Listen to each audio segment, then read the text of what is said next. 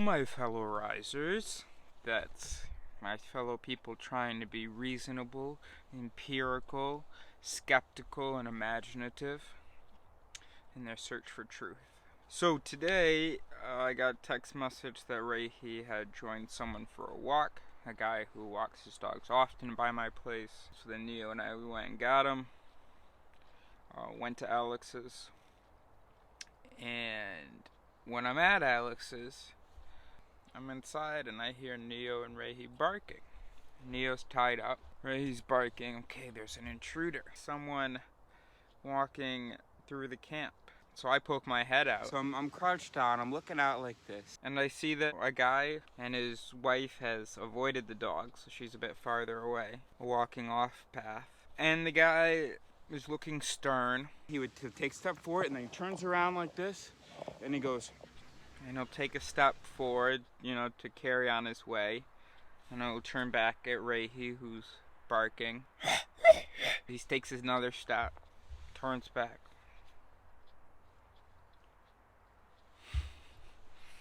So I go, what's going on? He goes, can you call your dog? Dog's literally right in front of the tent, by the way. And I don't exactly remember the details of the conversation. He said, can you get your dog? I said, what? Just go on your way. Where do you live? Do you even live in the woods? And he said someplace, I don't remember. He said, you don't even live in the woods? Because, I had the issue yesterday with people walking by the camp and being upset. Neighbors of Alex's. And Alex was the one who kept tying me up in the wrong places. Et du coup, tu penses que c'est une bonne idée de le mettre ici? What? And I just went along with it. So this is a person who knows that they're walking through camps. So if it's not if they have no sort of claim, and yeah, we have a claim to the land that we're on. Absolutely. I mean, you and this guy act like God gave the earth to states and said, now give it to the citizens that you feel have earned it. That's not what happened. So anyway, this guy knows he's walking through these camps. So of course, if there's a dog living there, he's gonna bark. Just carry on your way. If it was a neighbor, I guess it would be a different story because they have some, claim to the neighboring land. And what do I mean by claim? I don't want to make this a long video. So anyway, yeah, so then you're walking through people's camps, that's fine, whatever. Just carry on your way. He says, this is public land. Okay, yeah, sure.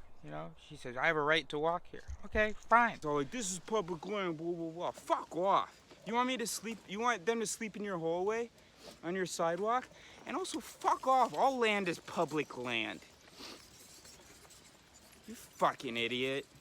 Brainwashed capitalist piece of shit. Jesus Christ. And while you're in that area, that territory, a dog is gonna bark.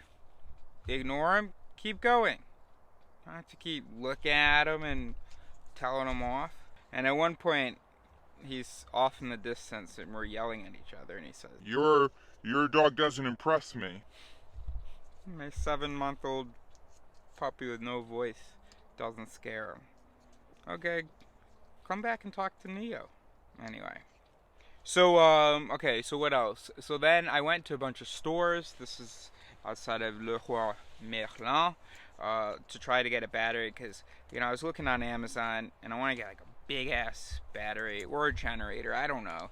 So I went to go talk to people and the French employees suck. So yeah, so then I was just like, fuck it. So I bought this thing off Amazon for $530 plus shipping. Then I had a lesson.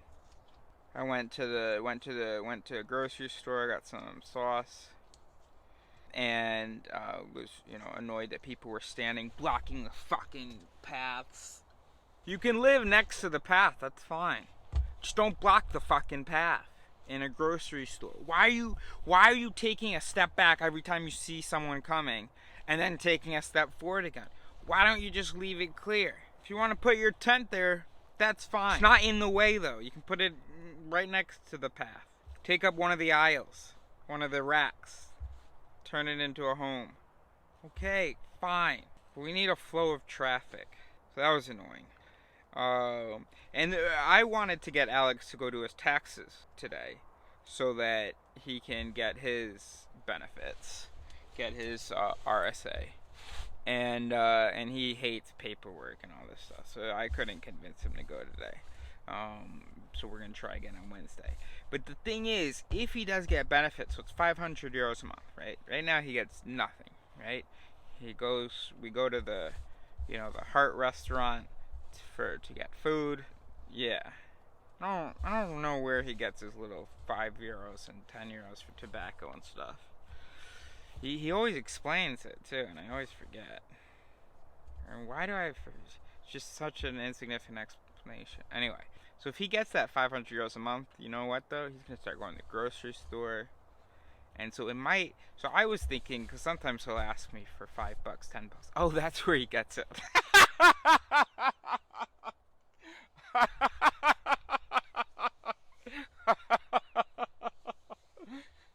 Okay. That makes a lot of sense. So anyways, sometimes he'll ask me for $5, $10 to get his tobacco or whatever. And so I was thinking, well, I'm going to be able to save money if this guy gets his benefits. Thing is, though, he won't want to go get free food anymore. He said he would. He had told me, he was like, By the way, nothing's gonna change once I get the money. I'm still gonna go to, I'm only gonna touch that if I, need it. Otherwise, I'm just gonna, do as I've been doing. And then today I asked him, hey, so yes, we're still gonna go to the Heart. We're gonna go to the Resto de Cœur, even once you get your RSA. He was like, What for? Oh, no. You're nuts, man. yeah, so cool. And then I hung out with Ryszard just now, and he kept calling me back into his tent, and it felt sexual. So. But really, I think he was showing his penis to Alex. See, the thing is, I made a joke before. As Alex and I were getting ready to leave, I was like, Ryszard, we want to talk to you about something. And I go, have you ever slept with a man? And then he tells this really long story, this hilarious story about he was out in the snow and sleeping in the snow in the city on the street, and some guy was like, hey, can I come in and keep warm? And he was like, all right, come on in. And he was just in like a bathrobe, the guy. And then the guy was like, hey, you want to touch me? Ryszard's like, no, I like women. And he's like, hey, just look at it, just touch it. So then Ryszard goes, All right, give me the money. So he gives him the money. And then Ryszard stayed with him for like a week. So he's telling this long story, and my whole plan was to do a bit or a joke where I was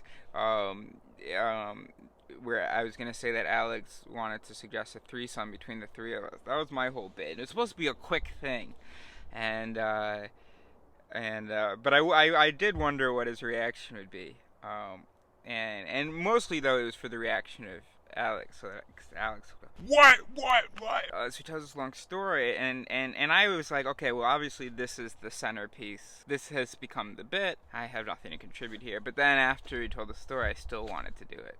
So I did it, or I wanted to do it again. So I did it, and he said, hey, I'm open to it, but where are the women? or something like that, and he was like, but hey, I'm very open-minded. Anyway, so then I left the tent, and Alex was still in there. And I don't know what he was saying, but he was showing him something, and he's saying, open your mouth. Open your mouth.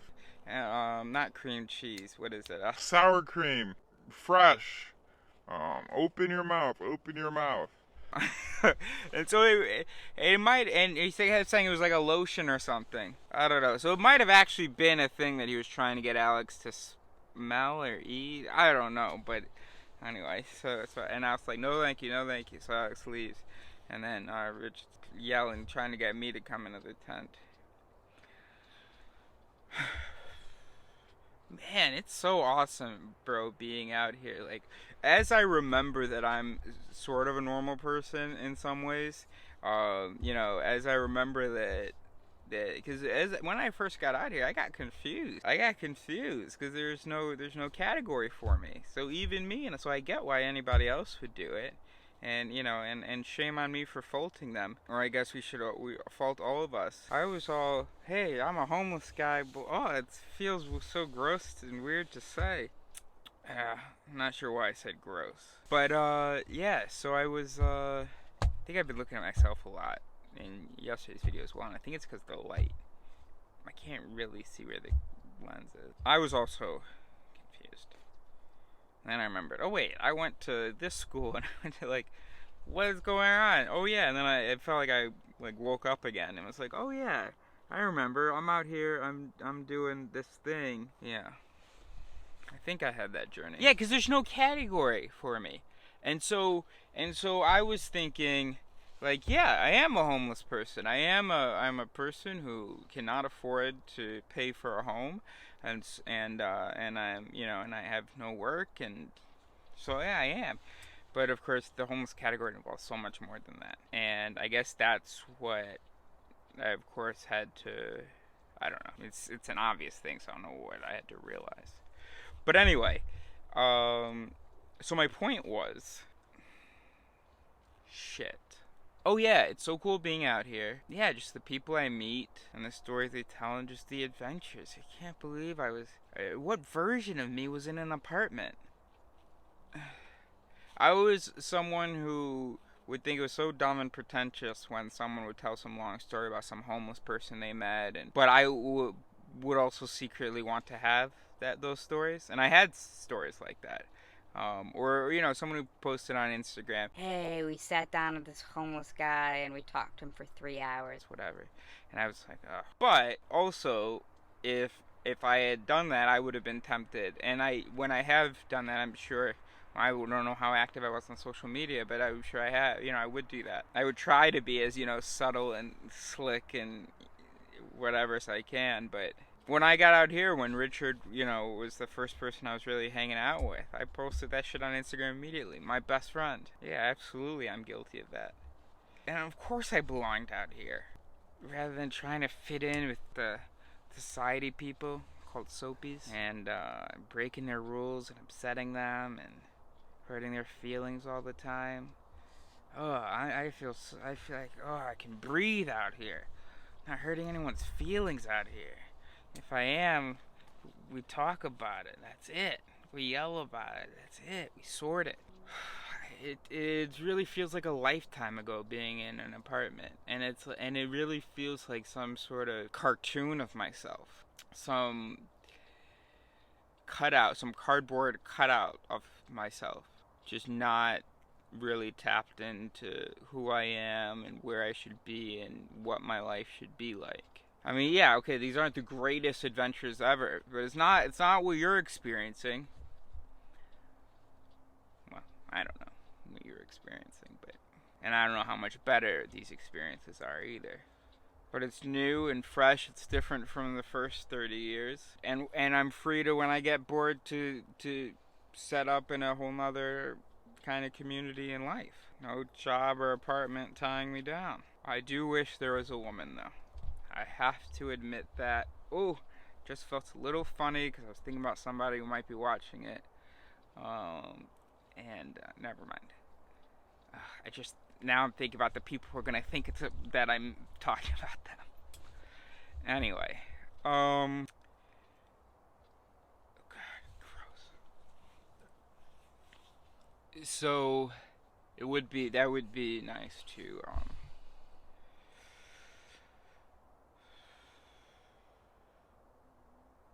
have that partner. And what do I want her to be like? Is she a soapy that I convert to this life, or has she already discovered it for herself? It's like, did you really, because my situation was pretty exceptional, sort of the factors that drove me here. And I feel like if you really change any of those factors, you're looking at a sketchy person.